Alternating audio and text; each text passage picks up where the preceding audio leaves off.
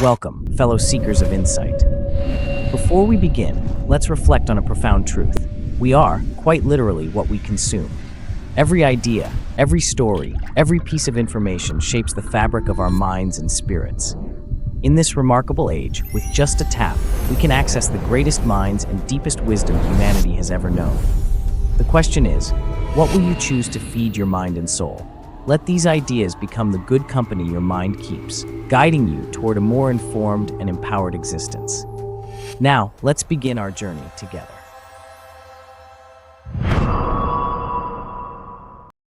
Look around you. We live in an age of unprecedented connection. Our digital threads span continents, allowing us to communicate instantly, share ideas globally, and witness events as they unfold thousands of miles away. Yet paradoxically, we often feel more isolated, more divided, and more disconnected from genuine community than ever before. Tribalism is on the rise, empathy seems to be in short supply, and the very fabric of our societies feels stretched to breaking point. This isn't just a feeling, it's a profound crisis of connection, impacting our mental health, our societal cohesion, and our ability to tackle the monumental global challenges that face us all. But what if this division, this pervasive sense of us versus them, is not an inherent truth of human nature? What if many of the lines that separate us, the lines of race, of nations, of borders, even of deeply held traditions, are, in fact, intellectual constructions? Powerful stories we tell ourselves, passed down through generations, but ultimately mere figments of imagination.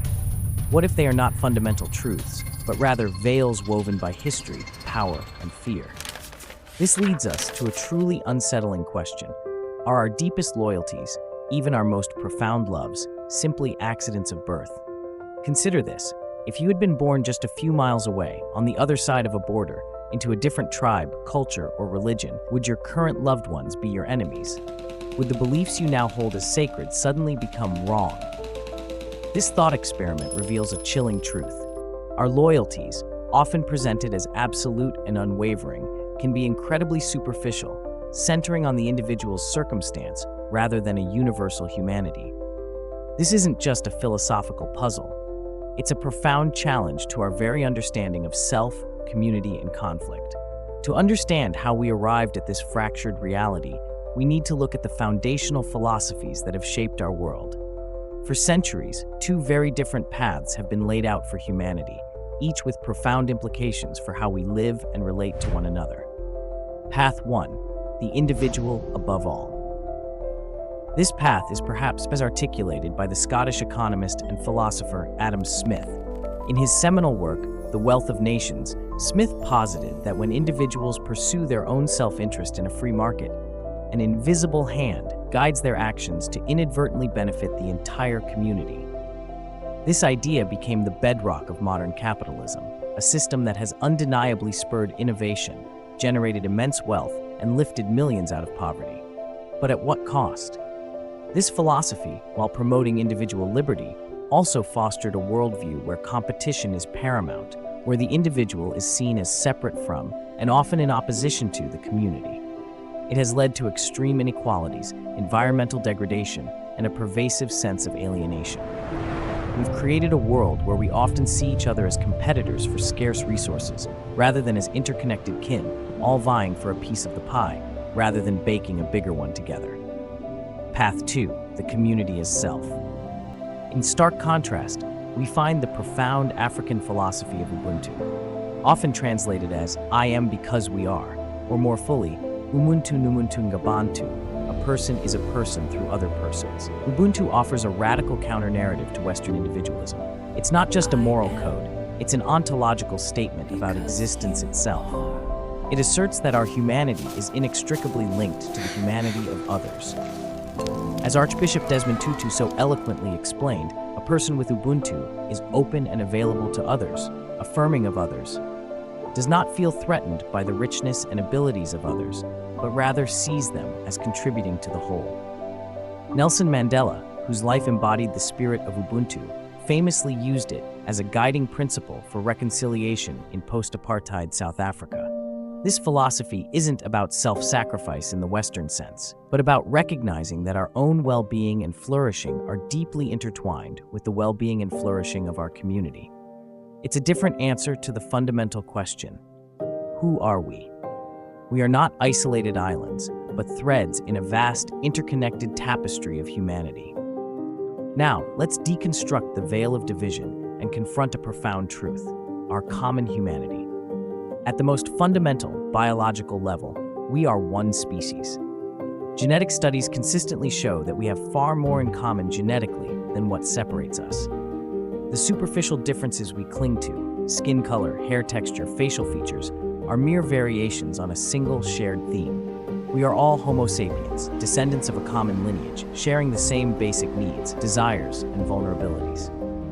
Our survival as a species is inextricably linked to the health and vitality of this single planet we call home. Climate change, pandemics, resource scarcity, these challenges do not respect borders, races, or economic status. They are universal threats that demand a unified, collective response. Our most fundamental common interest, at the most cellular level, is survival. Many of the divides that have been constructed between us are, therefore, intellectual constructions, powerful narratives that have served various purposes throughout history, often to justify power imbalances, exploitation, or conflict. Race, for instance, is a social construct, not a biological reality. The concept of rigid national borders, while politically expedient, is a relatively recent invention in human history. Traditions, while valuable for cultural identity, can also become rigid walls that prevent understanding and connection. These divides are mere figments of imaginations and stories, powerful illusions that prevent us from seeing the profound truth. We are all in this together. Our loyalties, if they are only accidents of birth, are indeed superficial. If I was born into a different tribe, culture, or religion, then that would be the correct one, and my current loyalties would be seen as misguided. This realization is not meant to diminish our individual identities, but to expand our understanding of where true belonging and loyalty should ultimately lie, with our shared humanity. So, what's the solution to this crisis of connection, this illusion of division? It's not about dismantling society or rejecting individual achievement. It's about a profound shift in our worldview, a return to a more authentic understanding of who we are. It's about embracing Ubuntu, not just as a philosophy, but as a living, breathing framework for reimagining our world. This shift from an individual-centric to a community-centric worldview is not just a nice idea, it's a survival imperative. Ubuntu offers a powerful, time-tested framework for this transformation. What type of economic and social systems could we develop from this different way of thinking and seeing ourselves? Imagine economies designed to prioritize collective well-being and ecological balance over infinite individual accumulation. We could explore concepts like circular economies, where waste is minimized and resources are continually reused, reflecting the interconnectedness of all things. Cooperative ownership models, where businesses are owned and governed by their workers or communities, could replace hierarchical structures, fostering shared responsibility and benefit. Universal basic services, ensuring everyone has access to essential needs like healthcare, education, and housing, would reflect the community's duty to care for its members rather than leaving it to the whims of the market. This is a philosophy that is the opposite of capitalism at the core, cellular level, not about maximizing individual profit, but about maximizing collective flourishing.